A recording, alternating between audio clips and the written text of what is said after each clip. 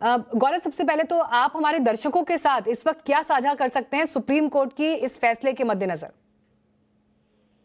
देखिए, अभी लिखित आदेश आया नहीं है। उसका जो है एक बार अध्ययन करने के बाद ही कोई टिप्पणी करना उचित होगा।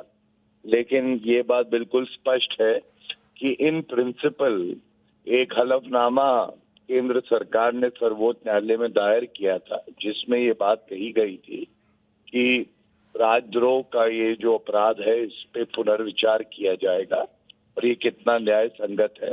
मैं समझता हूं अगर कोई ऐतिहासिक भूल भी रही, अंग्रेजों के समय का कानून रहा, उस ऐतिहासिक भूल को सुधारा कैसे जाए, इस पे सरकार जो है अब निर्णय लेगी। हम सबको उसका इंतजार करना चाहिए और अभिव्यक्ति की आजादी बड़ी ही महत्वपूर्ण है। और किस तरह से केंद्र सरकार ने 1500 ऐसे पुराने कानून थे जिनको पहले भी हटाया था, वापस लिया था, और ये उसी प्रक्रिया में एक और सिलसिला है। जी गौरव, हालांकि पिछले साल भी कोर्ट की तरफ से, चीफ जस्टिस की तरफ से ये कहा गया था कि 75 साल पुराने कानून की भी जरूरत क्यों है, और उस समय सरकार बहुत ज्यादा इंटरेस्टेड नहीं दिखाई दी थी इस कानून को खत्म करने के लिए।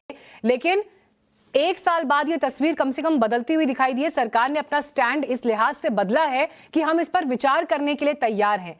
क्या आप मानते हैं कि कहीं ना कहीं कोर्ट में जिस मजबूती से इस सवाल को उठाया गया कि इस कानून का इस्तेमाल अपने विरोधियों को ध्वस्त करने के लिए, उनको कुचलने के लिए किया जा रहा है या बेजा इस्तेमाल हो रहा है, तो इस पर सोचने की जरूरत है या मौजूदा हिसाब से इस कानून को बदलने की जरूरत है? पुनर्विचार करने की आवश्यकता है, इसीलिए हलफनामा दिया गया है। लेकिन जहां तक कानून का दुरुपयोग करके अपने विरोधियों को कुचलने की बात है, तो मैं समझता हूं ये काम तो कांग्रेस की सरकारें ज्यादा करती है। हमने देखा हनुमान चालीसा पढ़ने पर राजद्रोह का मुकदमा लग जाता है। बड़े ही प्रतिष्ठित पत्रकार हैं अमन चोपड़ा, अमीश देवगन, अर्नब गोस्वामी, इन पे भी राजद्रोह का मुकदमा चला। तो ये कांग्रेस की सरकारें करती हैं। लेकिन जो इच्छा शक्ति चाहिए इस पे पुनर्विचार करने के लिए, वो श्री नरेंद्र मोदी जी की सरकार में ही है। और मैं समझता हूं कि उचित निर्णय लेके अभिव्यक्ति की आजादी को आगे बढ़ाया जाए। आप गौरव जिस बात की जानकारी दे रहे थे उसमें मैं थोड़ी चीजें और जोड़ना चाहती हूँ। कुछ आंकड़े मेरे पास इस वक्त मौजूद हैं। सेडिशन के केसेस वर्सेस कन्विक्टेड केस, साल 2020 में 73 ऐसे मामले थे जो रिपोर्ट हुए, दर्ज हुए, लेकिन कन्विक्शन रेट उसमें सिर्फ 2 केसेस का है। और इसीलिए मैंने आपसे ये सवाल पूछा कि कोर्ट की भी ये चिंता थी कि मामले तो बड़ी संख्या में दर्ज होते हैं, लेकिन एंड रिजल्ट तक, कन्विक्शन रेट तक कितने कम केसेस पहुंच पाते हैं। नहीं, ये बिल्कुल, और ये आंकड़े लगातार स्क्रीन पर भी हम दिखा रहे हैं। जी, ये चिंता की बात है। लेकिन कानून की जानकारी क्योंकि मैं रखता हूं, मैं आपको बता दूं, सेडिशन का जब मुकदमा लगता है, प्रदेश सरकार उसके बाद अपने एडवोकेट्स के द्वारा जो प्रोसिक्यूटर्स होते हैं उसको परस्यू करती है। और अगर दोष सिद्ध नहीं होता तो कई बार विवेचना में कमी होती है, साक्ष्य सामने नहीं आते हैं, और कई बार कानून की भी कमी होती है। इन सभी बातों को मद्देनजर रखते हुए ही निर्णय लिया जाएगा। लेकिन इसको केंद्र सरकार पे ठीकरा फोड़ देना, जो हमारी न्याय प्रणाली है, तो उचित नहीं हो। ठीक है गौरव, आप हमारे साथ प्लीज बने रहिए। हमारे साथ इस वक्त पूर्व कानून मंत्री अश्विनी कुमार जी भी जुड़ गए हैं। सर, स्वागत है आपका टाइम्स नाउ नवभारत पर। सुप्रीम कोर्ट सर ये कह रहा है कि जब तक इस पर पुनर्विचार नहीं हो जाता देशद्रोह के कानून पर, तब तक केसेस दर्ज ना किए जाएं। पहली टिप्पणी आपकी इस पर। और गौरव भाटिया भी हमारे साथ मौजूद है पैनल में इस वक्त। मैं समझता हूं कि सुप्रीम कोर्ट के आदेश उचित आदेश हैं। इन आदेशों के बारे में कोई दो राय नहीं थी, क्योंकि सरकार ने समय मांगा है पुनर्विचार के लिए, और जो अधिकार है सरकार का, सुप्रीम कोर्ट ने वो अधिकार को स्वीकार किया है। और साथ ही ये कहा है क्योंकि इस कानून की वैधता उनके विचाराधीन है, जब तक इस पर पूरी कार्रवाई नहीं हो जाती, गवर्नमेंट का रिव्यू प्रोसेस पूरा नहीं हो जाता, या फिर सुप्रीम कोर्ट में सुनवाई नहीं होती, तब तक इस कानून तहत कोई कार्रवाई ना की जाए। मैं समझता हूं कि भारत के लोग में ये एक ऐतिहासिक फैसला है, उचित फैसला है, ठीक है, न्याय संगत है, और हमारे मानव अधिकारों के प्रति इस देश की जो प्रतिबद्धता है, आप सर इस उसको ये फैसले फैसला की और मजबूत तारीफ करेगा। कर रहे हैं, स्वागत कर रहे हैं, लेकिन गौरव भाटिया अभी हमारे साथ पैनल पर जुड़े हुए थे। जब मैंने उनसे ये सवाल पूछा कि सरकार ने कम से कम अब इस पर पुनर्विचार करने के लिए तैयार हुई, सुप्रीम कोर्ट के कहने पर ही सही, तो उनका ये कहना था कि कांग्रेस पार्टी ने सबसे ज्यादा इस कानून का दुरुपयोग किया है और उन्होंने कई केसेस भी गिनवा दिए साथ ही साथ। लेकिन आज की तारीख में कांग्रेस पार्टी ये कह रही है कि देशद्रोह का कानून खत्म किया जाए। मेरे को ना तो गौरव भाटिया की टिप्पणी पर कोई टिप्पणी करनी है, ना ही मैं कांग्रेस पार्टी का प्रवक्ता हूं। मैंने जो अपने विचार एक वकील के नाते आपको दिए हैं, एक नागरिक के नाते आपको दिए हैं, जी। मैं उन विचारों को सपोर्ट करता हूं और उन पर कायम हूं। ठीक। देर आए दुरुस्त आए, जब भी हुआ जो हुआ ठीक हुआ, अच्छा हुआ। अब देश को आगे बढ़ना चाहिए, क्योंकि मानव अधिकारों की पालना करना किसी भी लोकतंत्र का पहला कर्तव्य है। ठीक है, शुक्रिया सर आपका हमसे बात करने के लिए। विकास सिंह जी भी इस वक्त हमारे साथ जुड़ गए हैं, सीनियर लॉयर। सर स्वागत है टाइम्स नाउ भारत पर आपका। बड़ा फैसला सुप्रीम कोर्ट की तरफ से आया है कि जब तक पुनर्विचार ना हो जाए इस कानून पर, तब तक ये केस दर्ज ना हो। आज के सूरत हाल में वक्त की जरूरत क्या है? कानून खत्म कर दिया जाए या कुछ बदलावों के साथ इसे अस्तित्व में रखा जाए?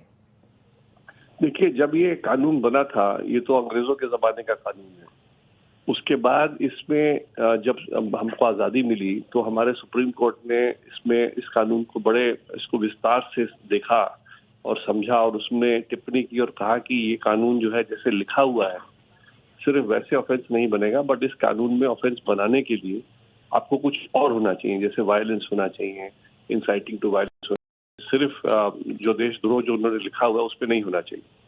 अब प्रॉब्लम क्या हो रही थी कि ये सुप्रीम कोर्ट का जजमेंट आया आज से 60 साल बाद पहले। आज 60 साल में इन्होंने कायदे से तो आईपीसी में संशोधन करके और जो सुप्रीम कोर्ट का केदारनाथ सिंह का जजमेंट है उसको इनकॉर्पोरेट करके सेक्शन में ही चेंज कर देना चाहिए। क्योंकि होता क्या है, पुलिस स्टेशन जो है वो तो सेक्शन पढ़ता है, वो तो केदारनाथ सिंह हर बार देखता नहीं केस रजिस्टर करने के समय, इसलिए पुलिस वाले तो ऐसे ही रजिस्टर किए जा रहे हैं। इसलिए दुरुपयोग बहुत ज्यादा हो रहा था। या तो आप हर पुलिस अफसर को सिखाएं कि भाई ये सेडिशन करने के पहले ट्रेनिंग करें उनकी, वो पॉसिबल नहीं उतने बड़े पैमाने में करना, और इतना जागरूकता भी पुलिस अफसर पर नहीं है शायद, इसलिए उसको विवेचना भी नहीं है जब समझ पाए कि हाँ इस कानून का क्या क्या सुप्रीम कोर्ट का इंटरप्रिटेशन है। इसलिए जो दुरुपयोग इतना ज्यादा हो रहा था, इसलिए आज ये बड़ा भारी फैसला है कि इस दुरुपयोग को बचाने के लिए अगर सरकार खुद ही इसको सोच रहा है कि इसको हम वापस ले ले, तो इस बीच में इस तरह के लोगों को हरासमेंट ना हो और ये जो है कोई केसेस रजिस्टर ना हो आगे, और जो चल रहे हैं वो भी इसमें उनको बेल मिल सके। तो इसलिए मेरे हिसाब से एक सही कदम है और बहुत जल्दी हमको लगता है अगर सरकार कुछ संशोधन करेगा उस कानून में तो शायद उसको अडॉप्ट करने के बाद तब उसको कानून को रहने देना ठीक होगा। ऐसे जो कानून जिस तरह से लिखा हुआ है वो सही नहीं है। सर वैसे आपने काफी अच्छे तरीके से ये बताया कि क्यों ये केसेस स्टैंड नहीं कर पाते, लेकिन फिर भी मैं थोड़ा सा और इस पर स्ट्रेस देना चाहती हूँ ताकि दर्शक और अच्छी तरह से समझ सकें। कन्विक्शन रेट देशद्रोह के कानून जिन पर लगते हैं मैडम, मेरे बहुत पास कम है। एक्चुअली कोर्ट में मामला है, मैंने एक कमेंट दे सकता हूँ, फिर मेरे को भागना। सॉरी सर, मैं आपकी बात नहीं सुन पाई, प्लीज आप रिपीट करेंगे सर।